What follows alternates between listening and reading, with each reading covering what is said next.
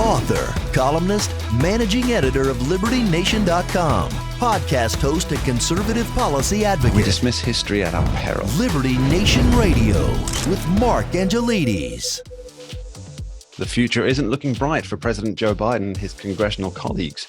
With the primary season over, it's all about waiting for the actual election to see just how hobbled the Build Back Better agenda really is. As Bill Clinton once noted, it's just one small step from legacy to lame duck. Welcome back to the Liberty Nation radio show here on the Radio America Network. I'm your host, Mark Angelides. On today's show, we talk the legislative lockdown for Joe Biden, the latest economic news and its impact on regular Americans, and the paradox of incarceration and lawlessness. I'd like to say a special thank you to our listeners in Evergreen, Alabama on WNWF 1470 AM and WPNS on 1140 AM. Thanks for being here. Remember, this show is proudly sponsored by LibertyNation.com, where you can access podcasts, breaking news analysis, and a range of biting and brilliant shows to whet your appetite for freedom, and ultimately, your fondness for the great American Constitution. Thanks for being here, and let's get started. The midterm primaries are all done, and there's nothing left to do but wait for November 8th. But what will be the shape of Congress in this upcoming term? And have we learned any lessons from the tumultuous primary season? Well, diving into the numbers and applying some historical perspective for us is longtime host of this here Liberty Nation radio show and political analyst, Mr. Tim Donner. Welcome back to the show, Tim. Always a pleasure, Mark. So, Tim, simple question first. In terms of the historic perspective on primary seasons, what narratives and what lessons stand out to you from what we've just experienced? Well, some of this is historic and some of it is contemporary in the sense that Trumpism has been dominant on the Republican side. Trump himself has, of course, become a continued focus. He cannot get out of that camera lens, whether it be the Democrats trying to put him there because they think they can beat him, or the Republicans putting him there because they think he can beat the Democrats. It's hard to tell because the Trump factor is like nothing we've ever seen before. But his philosophy of government, so to speak, his MAGA, extreme MAGA, ultra MAGA, whatever you want to call it, America First policies have carried the day in Republican primaries. Whereas on the Democratic side, it's been pretty much the theme that Republicans are extreme, that they're dangerous, that they're a threat to the constitutional republic, which shows desperation, really, on the Democrat side when the president of the United States is willing to demonize 74 million voters. The last time that happened was, it never happened before. Okay, so the polling is all over the place, but as you so brilliantly penned on LibertyNation.com, polling can be extremely inaccurate. And so I'll give you an example. In 2010, the Republicans were down 2 points in the generic ballot, and they won 64 seats in the House. And as you point out, so many of Biden's margins in 2020 were much smaller than predicted. So, it's still got to be the Republicans to lose. It's a matter of whether Republicans can believe inflation, crime, and the border threats of those nature are greater than the threats of climate change and unlimited abortion on demand by constitutional right, which the left believes will get people. That really does seem to be the two narratives, though, doesn't it? The two conflicting narratives that are coming through. One, that the primary season here was a referendum on Donald Trump and America First. And the other, that it's a referendum on the Supreme Court's decision to send Roe v. Wade, basically send abortion decisions back to the states, which is what a lot of the Democrats were campaigning on. And sitting Democrats continue to campaign on for general numbers bolstering. Which, if either, do you think is closer to the truth? Well, I don't think either one of them is true. And I think for the Democrats, if they really believed that they could win on abortion and climate change and paying off student loans on the taxpayer dole was going to be enough to win and to overcome the record that began really plunging. Biden's approval began plunging with Afghanistan, and he's finally started to turn it around a year later, but only into the low 40s. If those things, climate change, abortion, student loan payoffs, all of that was enough, Joe Biden would not be out there essentially calling anyone who voted against him a threat to democracy. Clearly, they believe they must make this not a referendum on Biden, which is what the Republicans want, but frankly, a referendum on Trump, even though he's not on the ballot, by declaring anyone that voted for him as a semi-fascist. So it's more a matter of which narrative holds that this is a referendum on Biden or a referendum on Trump and Trumpism. Just jumping back, slightly off topic, but jumping back to something you said earlier here, Tim, about how Trump was, he's like an X factor that hasn't been taken into any political equations through recent history. And I'm wondering, I'm sure you're familiar with the term a dead cat bounce in economics. And the idea popped into my head here that what we saw in 2015, 2016 was an upswelling of, let's call it right-wing populism across the world. We saw it with Donald Trump. We saw it with Brexit. We saw it with Viktor Orban in Hungary. But then all of a sudden, you've had several years of the left very much pushing back on this populism narrative, the populism platform. But recent days, what have we seen? We've seen Sweden has just got rid of its left-leaning coalition and brought in a coalition headed by populist nationalists in Sweden, of all places. So I'm wondering if the pushback to Trumpism and to Brexit, if that wasn't a bit of a dead cat bounce. What do you think? Well, I think that the reaction to Trump and Trumpism has been pretty much completed, I should probably say, because there's nothing else about him that anybody can find that is going to strengthen the Democrats' case against him. They've already called him a traitor. They have called him a threat to democracy. They've called him an authoritarian. They've called him a fascist before they called all of his supporters semi-fascist. So I think that the left, Mark, actually gets into trouble when they actually institute their policies and people see what that means to the economy, to taxes, to work incentives. We can see it now.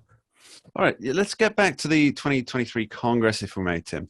What do you think are the important Senate races to watch? Well, I think that the first thing Republicans, from a Republican perspective, that they have to do in trying to win the one net seat they win to take control of the Senate is to hold the seats they already hold, that they already have. Yeah, that's 4 in contests Pennsylvania. there, I think, yeah. That's 4. Well, in Pennsylvania, that's really up for grabs because Dr. Oz has proven to be a weak candidate, an out-of-state guy, and an elitist. But it's starting to swing back the other way because people are realizing that his opponent, John Fetterman, who had a stroke right before his primary victory, is definitely incapacitated to some degree and hiding. So that race is pretty fluid at this point. In Wisconsin, Ron Johnson has to hold a seat. He's now finally in the lead after trailing for most of the time. North Carolina looks like the Republicans will hold it, though it's close. In Ohio, J.D. Vance, the Republican, looks pretty strong. Now, the 3 seats that they have the best chance of taking away are in Georgia, where Herschel Walker made a bevy of rookie mistakes, but has recovered and taken the lead in most polls, though it's really on a knife's edge. Nevada, Republicans have a strong candidate to try and take that seat back in Adam Laxalt. And in New Hampshire, Trump has just won the primary there and takes on Maggie Hassan, the Democrat. That is another toss-up. So it's pretty fluid. There's about 8 to 10 races that will decide whether the Democrats can maintain their 50-50 hold with Kamala Harris breaking the tie. And we'll be right back after this short break with longtime host of this here Liberty Nation radio show, Tim Donner, discussing whether Joe Biden will be a legislative lame duck. Don't go anywhere. We dismiss history at our peril. Liberty Nation Radio with Mark Angelides. And we're back with Tim Donner, longtime host of this here Liberty Nation radio show. In the earlier part, we talked about bracing for the 2023 Congress and what shape that might take. Now I want to discuss what happens if Democrats fail to take any seats in the Senate. Now, Tim, VP Kamala Harris, you recently said that the Dems need to win 2 seats to pass their whole legislative agenda and package. Does this mean that the Democrats have essentially given up entirely on Senators Manchin and Sinema?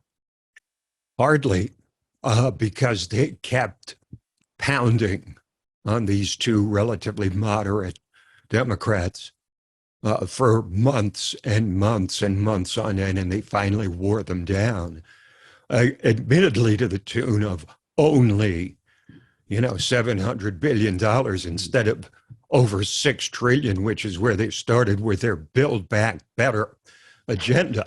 So, no, they've hardly given in because they think that in the end, they can appeal to the party loyalty of Joe Manchin and Kyrsten Sinema, who, after all, got on board with that final, I'm still going to call it Build Back Better plan, because it's called the Inflation Reduction Act, which is a joke and, frankly, an insult to the American people when something that has nothing to do with inflation is called that nakedly, but that's up to the people to decide. It's somewhat Orwellian, I would suggest, this use of language. Certainly is, but I think they feel, Mark, that they can appeal ultimately the party loyalty of Manchin and Sinema and get them to agree to something, even if it's not all that they want.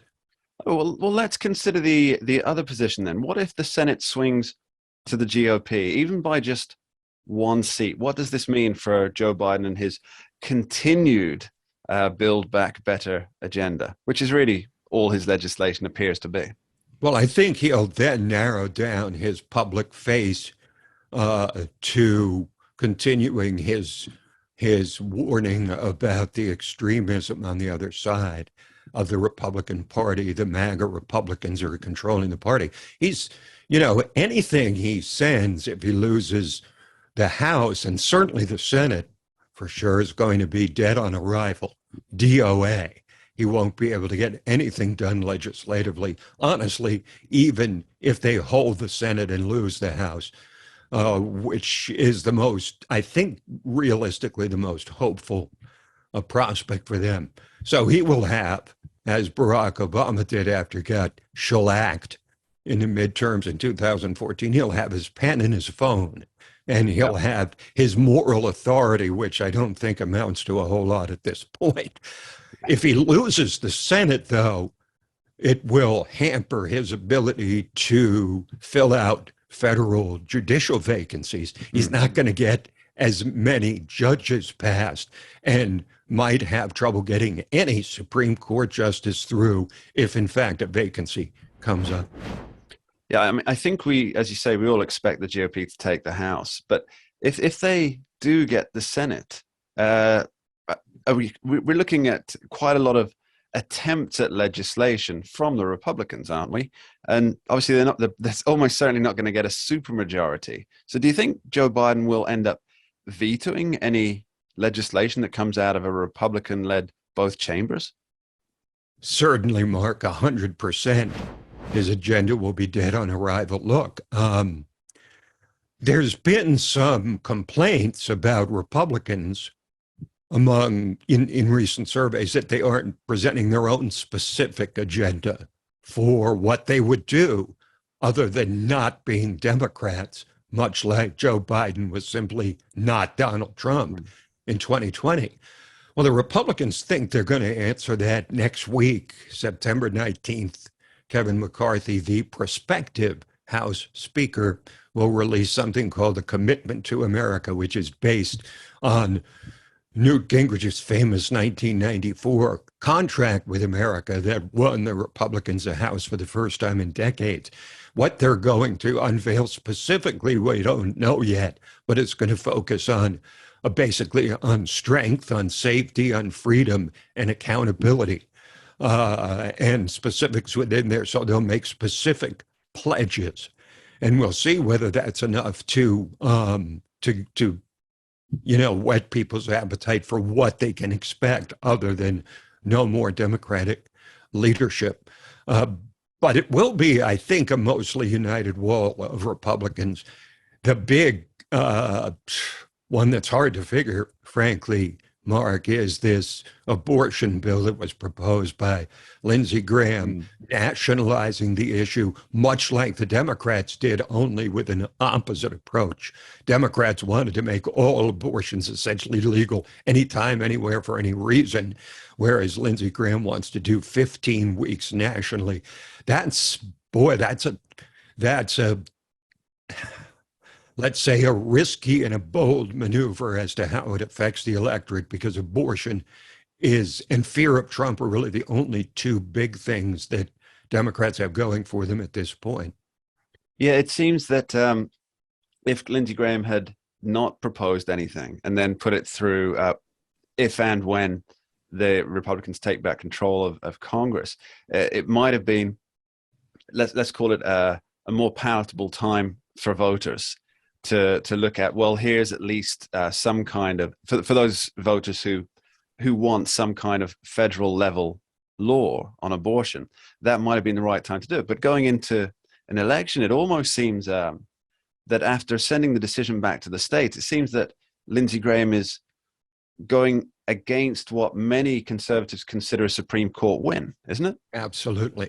And he's inflaming the Democrat base. He's energizing them because the pro-life people got what they wanted. They don't have to show up at the polls to express their support. But Democrats, liberals, feel they have to show up at the polls to demonstrate their outrage at this constitutional right established for 50 years being stripped from them. Look, this is, the fact that Roe v. Wade was thrown out altogether has elicited sort of extreme reactions on both sides. Democrats want to make all abortions legal. A lot of Republicans or conservatives want to make them all illegal. I think the issue has to sort of find some balance, but it's not going to find it with a highly explosively controversial proposal like Lindsey Graham's. Yeah, especially just 2 months out from an election. Tim Donner, thank you ever so much. Always a pleasure, Mark. You're listening to Liberty Nation Radio, heard across the Radio America network from our flagship station in the nation's capital, WWRC in Washington, D.C. Remember, you can tune in for Liberty Nation on KFOM 1240 AM out of Park Hills, Missouri.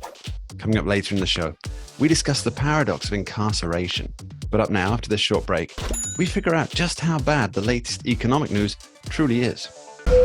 We dismiss history at our peril. Liberty Nation Radio with Mark Angelides. The latest consumer price index numbers for August came in, and President Biden holds a party in celebration.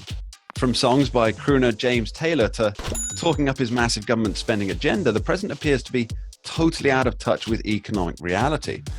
Well, what is the real situation in American finance? There is no one better suited to answer that particular tricky question than Liberty Nation's economics guru, Mr. Andrew Moran. Andrew, welcome to the show. Thank you for having me. I think Mark Angelides would be better suited in my position. I shouldn't think so. I can barely count +2 + 2 = 5.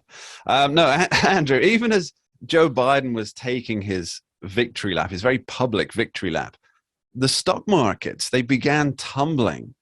And we actually saw that when it was going live. You had the chyron of the stock markets just ticking down and down. It was really quite an epic sight to be seen. But surely this 8.3% inflation digit, it was expected, wasn't it?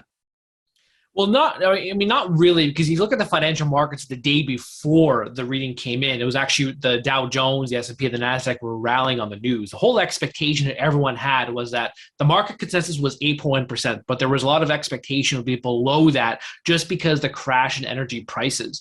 Now, when it comes to the entrenchment of inflation, this is here to stay. Liberty Nation warned about this after the July inflation report came out, saying, yeah, the CPI number came down to 8.5% from 9.1%. However, you're starting to see that inflation is across the board, which I've been regularly reporting on how all the durable goods were rising in prices. Now you're seeing a shift to the service side of the inflation, which is now, this could be a major problem moving forward. And I think that, the conversation moving forward in the financial markets at the very least is that it's not so much as going to be peak inflation. The concern is how slow inflation will come down over the next 12 months as the Fed raises rates. And, and then also moving forward, the core inflation rate, that's also going to be a major metric that a lot of investors are going to focus on. The core is, it eliminates the volatile food and energy prices. So you already have high food prices. That's an interesting factor, Andrew. So many people have talked about that you say, and they highlight that, well, core inflation, that's not the same as the regular inflation because, we take out the things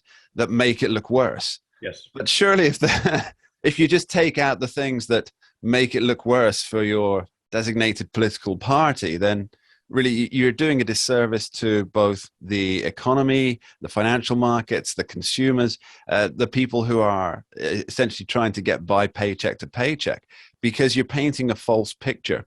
And by painting that falsity, aren't you essentially extending the period of horror, financial horror? Well, that's why you have different metrics of inflation. That's why you have the regular CPI. That's why you have the core CPI. You have the PPI. You have the basic price index. Overall, everything gives you a greater sense of what's happening in the broader economy. If you're just focusing on the CPI, then that's a problem in itself. And also the other problem too, if you want to talk about metrics, is that the way the government calculates everything. The CPI doesn't include housing, which it should. The people who put together CPI, they regularly change the way things are weighted. So that's also an issue. And, if you just look at the way CPI was calculated even before the 1980s, this CPI would be a lot higher than 8.3%. At the very least, be at 10%. If you look at the shadow stats by economist John Williams, it's, 15%. So, does John Williams include housing? I'm sorry? Does John Williams include housing in his metrics? Yeah. He does include housing because that's the way the government would calculate inflation back in the day. They just started to remove these things because their idea behind excluding housing was that, well, housing is an investment, so you shouldn't factor that into your CPI calculations, which of course is asinine. That should include it because you need a house, you need a roof over your head. Well, not if you live in California, apparently. Now, what were some of the big surprises from this latest August CPI report? Well, I can't really calculate if you consider them surprises. I think a lot. Food. Let's call them shocks. Well, fine. Let's use that word. The food price index, and that's surged, more than 12%. If you look at the food at home within that index, which calculates grocery store prices, that was up nearly 14%. The shelter costs, which is the price of rent, that was up 6.2%. So you see these dramatic increases on the things that people need, which is a huge factor of why people should be worried about this entrenchment of inflation, because that's gonna, let's use shelter as an example. If you're paying more to rent your home, that's going to lead to broader consequences because that's going to eat more of your budget. That's going to eat more of your wages. That's going to lead to waning demand for everything else in the economy. That's 2/3 consumption. So that's a major concern. Also, if you want to talk about shelter as well, Cleveland Fed Bank President Loretta Mester, she made a warning saying that I'm concerned that peak inflation isn't here yet because of how high shelter costs are. So if shelter costs are higher and that's going to lead to greater inflation, what does that mean? Well, you guess it. It's going to mean higher interest rates, higher for longer interest rates, which then, it's going to trigger that sharp economic downturn that everyone is really worried about, that the Fed is not going to achieve the soft landing. It's going to be a hard crash. And so far, if you look at a lot of the economic metrics, except for the consumer sentiment indexes for whatever reason, you should be worried, and sharp economic is going to come. Yeah, you're in the middle of a recession right now, but the pain is more to come. In the middle of a recession, Jerome Andrew, Powell said in his speech, surely that makes you an extremist, Andrew. Now, you mentioned earlier about inflation being entrenched in the US economy. Now, I'm not an economist and I don't pretend to understand all of the interplays here. So you may have to explain this to me. But does it mean that although there may be mild fluctuations, 8.3 to 8.5, for example, in the month-to-month numbers, inflation is basically here to stay for the foreseeable future? Is that what that means by entrenched? Yes, that is correct. And I don't know why the likes of CNBC and Market Watch are just using the word entrenched now, because Liberty Nation is reporting about this for months. If you look at if you look at the Bureau of Labor Statistics CPI report and you look at the detailed expenditure category, everything has been up across the board for months. This isn't just in the July or August CPI data. But the thing that you have to be worried about, as I alluded to earlier, is the transition from goods inflation to the services inflation. Because aside from, let's say, I don't know, women's dresses and men's suits, which actually fell, everything has been up. And I'll tell you why. Both of those are good for us, Andrew. I'll tell you why men's suits and women's dresses are up. That's only because, as Liberty Nation reported again, is that the retailers have had bloated inventories. They need to dump their stock, so they've been slashing prices. But also, again, as I mentioned earlier, you're seeing the transition from goods inflation to services inflation. So you see dental care services rising, pet services have been up, physician services are up. So you're having that consumer shift again from at the beginning of pandemic, everyone bought goods. Now you're on the other side of the pandemic, everyone's buying services again. So yeah, that's the entrenchment that you should be concerned about. Very briefly, Andrew, I'm not entirely sure why the service sector inflation would be up, particularly, for example, physicians, dental services, things like this. What's driving that? Well, demand, of course. I mean, so you have consumer demand, demanding for services. You don't have enough labor covering that services, so a lot of these companies have to hire more workers. Products to fulfill these services are also up. So that's overall why the services indexes, whether you're looking at the CPI or the PPI, are up. Okay, and that's the most succinct explanation I can give you. I appreciate it. So does this mean that for the foreseeable future, the administration will have to keep defending its spending policies as voters head towards the midterm polls? Well, you saw that Joe Biden statement that he gave after the inflation report saying, the administration's making progress on global inflation, even though the numbers were worse than expected. His policies have not done anything at all. I mean, he's taking credit now that gasoline has fallen $1.40 from its peak of $5.02, but that was only because of collapsing consumer demand, or demand destruction, if you want to use the correct economics term. China's lockdowns, recession fears. So on the energy side, everything has fallen in spite of his policies. And then of course in the coming months he's going to tout the Inflation Reduction Act. But by the time that thing seeps into the economy, you better hope that inflation has been reined in by the Federal Reserve. But then by the time that happens, you have the sharp recession that's gonna trigger this whole house of cards to crumble. And then of course what is funny about Joe Biden and the policymakers of the Federal Reserve is that they've just been spending months trying to rein in inflation, but everything they've done hasn't done anything at all. On the Fed side of the thing is that the Federal Reserve has been raising interest rates every single month since March. They haven't done anything about it at all because they're not raising rates as much as they should. They need to raise rates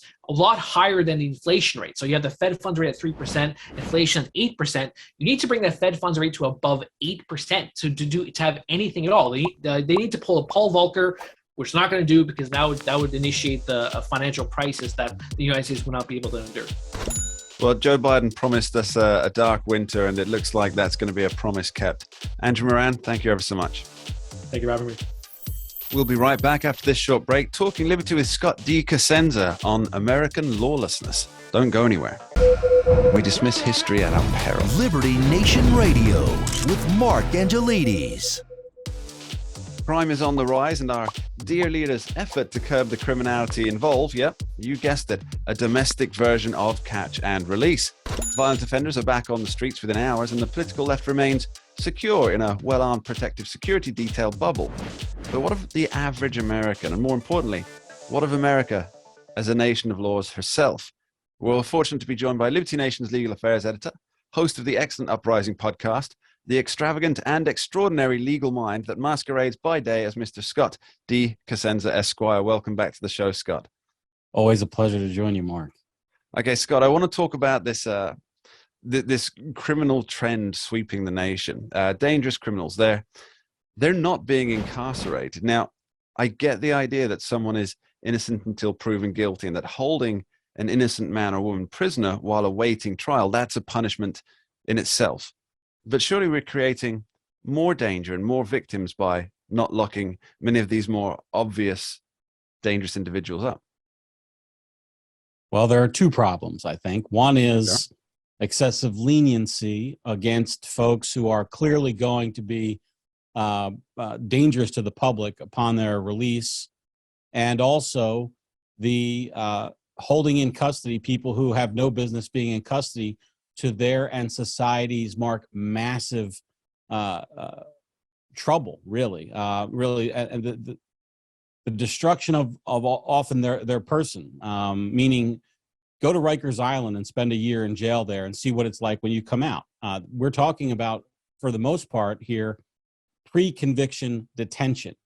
And so the bail system and pretrial detention was never designed to punish people or hold them for excessively long periods. It was designed simply to secure their appearance at trial, to answer for the charges which they've been accused. So I think we have two tracks going on here, where we've got a massive number of especially poor people who have to suffer through pretrial detention simply because they're poor. And then we have another track where we have these dangerous people who it suggests we should keep in custody pretrial because they're a danger to society. And yet, in many instances that we see on the news, they're being let out. And typically we see that in sort of Soros DA jurisdictions. So that's really what springs to my mind, is that you have, surely under the American jurisprudence system, you have a right to a speedy resolution, don't you? Speedy trial, yes. Our Constitution and Bill of Rights provides for the right to a speedy trial. That's right. So the example you used of somebody going to Rikers Island for a year, and it does happen, or 6 months or a year, or even longer in some case, before people get to trial. Now, I get that sometimes that's at the defense's behest, because maybe they need more time to prepare. But surely, as you point out, these largely they're poorer people. It's in their best interest to get whatever trial it is, whether they're guilty or not, over and done with as quickly as possible, so they can either get back to their lives or get their sentence served. And by keeping them there for 6 months, a year, their constitutional rights are being violated.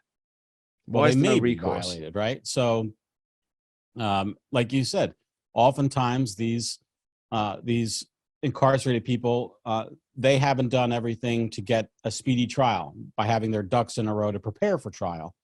But again, this is largely a problem of poverty. What I mean by that is they're represented by public defenders who have too great a workload. We don't see rich people, generally speaking, languishing behind bars awaiting trial. And the reason why is because they can afford counsel and bail, and basically motivated counsel to get them out of pretrial custody. And what we're seeing, in Illinois, I looked at this Illinois law, this Safety Act that seems to be making the rounds on social media. Coming into effect now. January 2023. Yeah, and there's been nothing new regarding the legislation that's happened recently. The bill was passed, I think, initially in 2021, and this is a political issue. I think it's making there's some people who are making hay with it because of the upcoming elections and the upcoming legislative session in Illinois, and they want some changes made. But that's the reason why we're sort of seeing it in the news now. It's been in the law and on the books for quite a while now, and the changes that it makes, I don't see them as particularly likely to be troubling for Illinois public safety. If there are public safety reasons to keep somebody detained in pretrial, the judge is commanded by the law to do so, but they have to kind of jump through a few more hoops in order to get that done by articulating the reasons why they are mandating a pretrial detention in a certain case. Because we're seeing so many media reports, and of course they're in the media because in the media, if it bleeds, it leads, of violent offenders being in custody, arrested, at a scene of a crime and then released under their own cognizance within hours to go out and then offend again. And there's a slightly different element to that I want to discuss briefly, but what possible rationale could a judge have for releasing somebody who is clearly guilty of a violent offense back onto the streets? Yeah. Can't we use intelligence in parsing who poses a risk and who doesn't? And it seems to me that they're using like a broad brush at the behest of the DAs. That is the goal of the legislation, to be sure. It's 750 pages thereabouts. I have not gotten through most of those pages, but I have tried to read the relevant sections, and I've read the summaries provided by the Illinois Criminal Justice Information Institute. And what it seems like the issue there is, if the person who was charged with that violent crime may get probation as a result of their conviction. In other words, they may not be incarcerated even if they were convicted of that crime. Then the impetus is to, again, not incarcerate them. This is a massive change in the kind of impetus behind the criminal justice system in Illinois, which is that they do not want they do not want people charged with crimes or violations to be detained before their trial unless it's absolutely unavoidable. That's sort of, I think, the caption that goes along with, you know, the gist of the legislation. If in doubt, leave them out. Just to finish up, Scott, so the decision to prosecute, it's purely political, right? Yes, I've pointed that out in other aspects, Mark, namely the matter of the most recent past president and whether or not he would be prosecuted for federal crimes. All the decisions to prosecute are, in fact, political decisions made by elected representatives or their designees. That's the system we have. So it's not so much a country of law, but a country of preferences. Well, how else could it be? In other words, if somebody's driving a 1 mile an hour in excess of a posted speed limit, for instance, or 1 kilometer per hour for your understanding over the posted speed limit, is that something that should be charged or not? Well, we have to have a speed limit. Well, maybe I shouldn't even say that. The society has said that we have to have a speed limit, but where's the line that you draw for actually prosecuting it? There's a cushion there. There's sort of, you know, we can't have laws that are perfectly drafted. So we need human interpretation in order to kind of put some lubricant in there so that we can all sort of get to work, right? Human interpretation, certainly, but it'd be nice to see some human intelligence too. Scott, thanks ever so much. Cheers, Mark. And that's almost all we have time for in this week's edition of Liberty Nation Radio here on the Radio American Network.